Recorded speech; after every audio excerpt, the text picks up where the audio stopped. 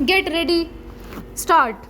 I shall now come to the food problem. What is the food problem? Sir, the food problem stated in very simple terms is this. In India, even after 79 years of freedom, we are not able to supply our people with adequate quantities of food grains at reasonable prices or at prices which are within their reach. That is the food problem. It appears to be a very simple problem, but actually it is a very complicated problem and a very basic problem in the sense that food prices constitute the core of our entire price structure, and in a capitalist society where there is freedom of enterprise, the price structure or the price system governs the development of the economy as a whole. Therefore, sir, this problem becomes the basic problem. I do not want to attempt here any analysis of how the rising food prices affect the various aspects of our economic life, but one broad fact has to be recognized, that it is due to the failure on the part of the government to tackle this food problem that so many complications have arisen when we are finding it very difficult to resolve. All these have as their basis the failure of the government to solve the food problem. Now, sir, there are two aspects of the food situation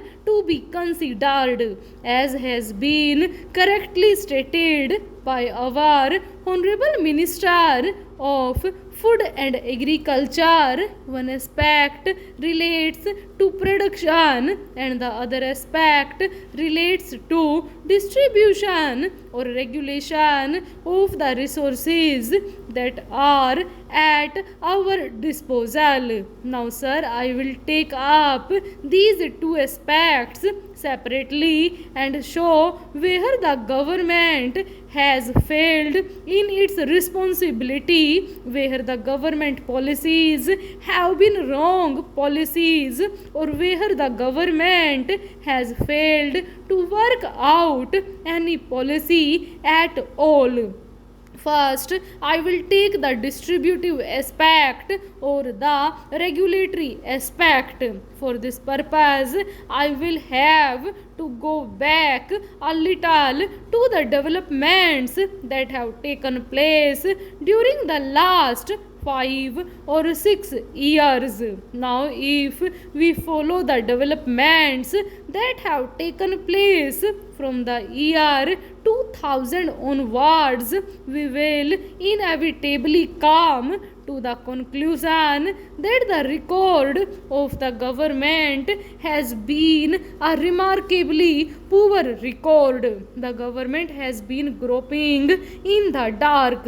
It gets happy like a child whenever there is improvement in the food situation and whenever there is more production. Sir, the bumper crop of 2003 was an extraordinary crop. It was not a normal crop, and after that year, the whole process was reversed. I will not go into details because that will take some time, but it is a fact that soon after that bumper crop of 2003 to 4, the government started taking steps for putting an end to rationing, for putting an end to procurement, for putting an end to fair price shops and for doing away with the food grains licensing and procurement order of 2002. Not only that, sir, the government even allowed certain amount of export of food grains. Exports of food grains were allowed and zonal restrictions were done away with.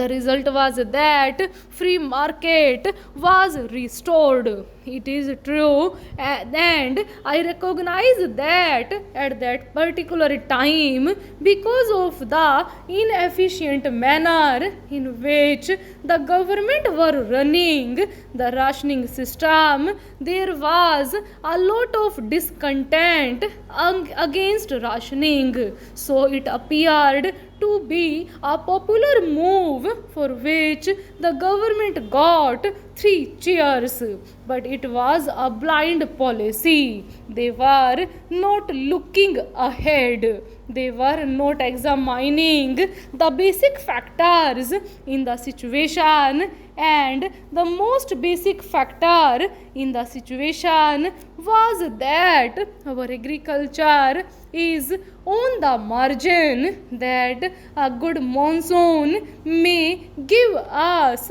food grains whereby the prices may fall, but the next year a little shortage of rainfall may create an acute crisis. So you have to plan out your whole functioning in a manner that you are prepared for emergencies, that you do not wait to receive shocks. You have to plan and prepare for the rainy day. Ultimately, what happened was that after 2003 to 4, everything was relaxed and free market was restored, and so it went on. Mr. Vice Chairman, I am glad that the Honorable Food Minister had placed the cards very frankly before us. Sir, I do not have much grievance about the manner in which the available food is distributed in the country, but my grievance is that the problem of agriculture has not been properly tackled. For that, sir, I cannot throw the blame on the Minister of Agriculture. As a matter of fact, the blame will have to be thrown on somebody who is responsible for planning all these things in the country. Full stop.